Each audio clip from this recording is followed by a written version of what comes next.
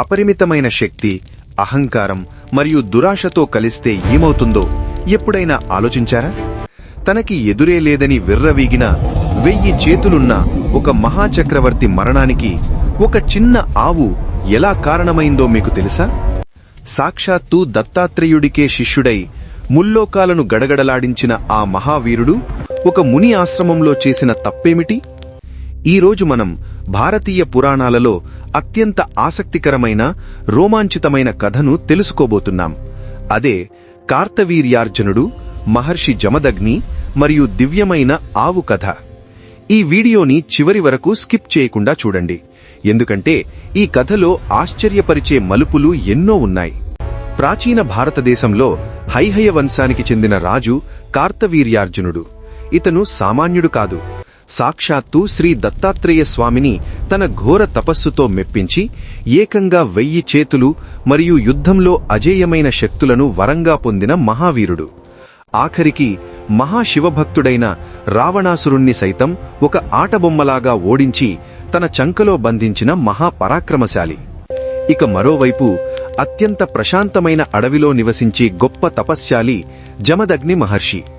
ఆయన భార్య రేణుకాదేవి. ఈ దంపతుల కుమారుడే సాక్షాత్తు శ్రీ మహావిష్ణువు 6వ అవతారమైన పరశురాముడు. జమదగ్ని ఆశ్రమంలో సుశీల అనే ఒక అద్భుతమైన ఆవు ఉండేది. ఇది కామధేనువు యొక్క సంతానం. ఆ ఆవుకి ఎవరికైనా వారు కోరుకున్నది క్షణాల్లో ప్రసాదించే అద్భుత శక్తులుండేవి. ఒకరోజు కార్తవీర్యార్జునుడు తన వేలాది మంది సైన్యంతో అడవికి వేటకు వెళతాడు. రోజంతా వేటాడి అలసిపోయి బాగా ఆకలితో ఉన్న ఆ సైన్యం మార్గమధ్యలో ఉన్న జమదగ్ని మహర్షి ఆశ్రమానికి చేరుకుంటారు. చక్రవర్తి వచ్చాడని తెలుసుకున్న మహర్షి వారికి సాదరంగా స్వాగతం పలుకుతాడు. అప్పుడు రాజు, మహర్షి, నేను మరియు నా సైన్యం తీవ్రమైన ఆకలితో ఉన్నాము అని చెబుతాడు. జమదగ్ని మహర్షి చిరునవ్వుతో, తప్పకుండా రాజా, మీకు నా ఆశ్రమంలోనే విందు ఏర్పాటు చేస్తాను అంటాడు. ఆ మాట విని కార్తవీర్యార్జునుడు ఆశ్చర్యపోతాడు.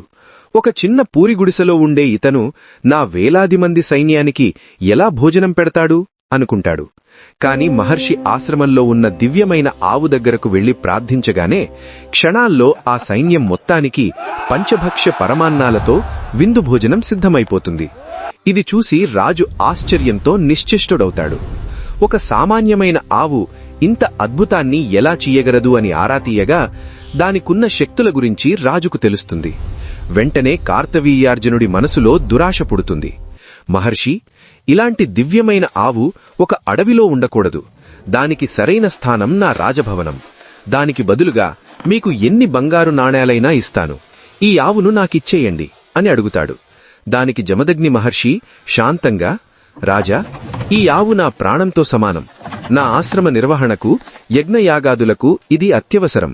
దీనిని నేను ఇవ్వలేను అని సున్నితంగా తిరస్కరిస్తాడు. కాని అహంకారం నెత్తికెక్కిన కార్తవీర్యార్జునుడు వినడు. తన సైన్యాన్ని ఆదేశించి జమదగ్ని మహర్షితో బలవంతంగా గొడవపడి ఆవుని క్రూరంగా లాక్కుని తన రాజధాని మాహిష్మతీ నగరానికి వెళ్లిపోతాడు. కొద్దిసేపటికి ఆశ్రమానికి తిరిగి వచ్చిన పరశురాముడు జరిగిన ఘోరాన్ని వింటాడు. తన తండ్రిని అవమానించి ఆశ్రమ సంపదైన ఆవును దొంగిలించిన కార్తవీర్యార్జునుడిపై పరశురాముడికి ఆగ్రహం కట్టలు తెంచుకుంటుంది. వెంటనే తన పరశువు చేతబూటి మాహిష్మతి నగరానికి ఒంటరిగా సింహంలాగా బయలుదేరుతాడు. తనకడ్డు వచ్చిన కార్తవీర్యార్జునుడి వేలాది సైన్యాన్ని ఒంటరిగానే మట్టికరిస్తాడు. చివరికి గర్వాంధుడైన కార్తవీర్యార్జునుడికి పరశురాముడికి భీకరమైన యుద్ధం జరుగుతుంది. దత్తాత్రేయుడి వరంతో పొందిన కార్తవీర్యార్జునుడి 1000 చేతులను పరశురాముడు తన గొడ్డలితో ఒక్కొక్కటిగా నరికేస్తాడు. ఆఖరికి ఆ మహా అహంకారి తలను ఖండించి అంతం చేస్తాడు.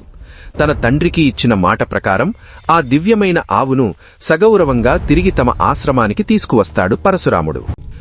మనిషికి ఎంత అపారమైన శక్తి ఉన్నప్పటికీ అతనిలో దురాశ, అహంకారం చేరితే అది పతనానికే దారితీస్తుంది. వేలాది చేతులున్న రాజు బలం కూడా ధర్మం ముందు నిలబడలేకపోయింది. మరి ఈ అద్భుతమైన పౌరాణిక కథ మీకు ఎలా అనిపించింది? కింద కామెంట్స్లో మీ అభిప్రాయాన్ని ఖచ్చితంగా తెలియజేయండి. ఇలాంటి మరిన్ని ఆసక్తికరమైన భారతీయ పురాణ కథల కోసం మన ఛానల్ను వెంటనే సబ్స్క్రైబ్ చేసుకోండి. వీడియో నచ్చితే లైక్ చేయండి, మీ మిత్రులకు షేర్ చేయండి, పక్కనే ఉన్న బెల్ ఐకాన్ నొక్కడం మాత్రం మరిచిపోకండి. మరో అద్భుతమైన కథతో మళ్ళీ కలుద్దాం. జై హింద్.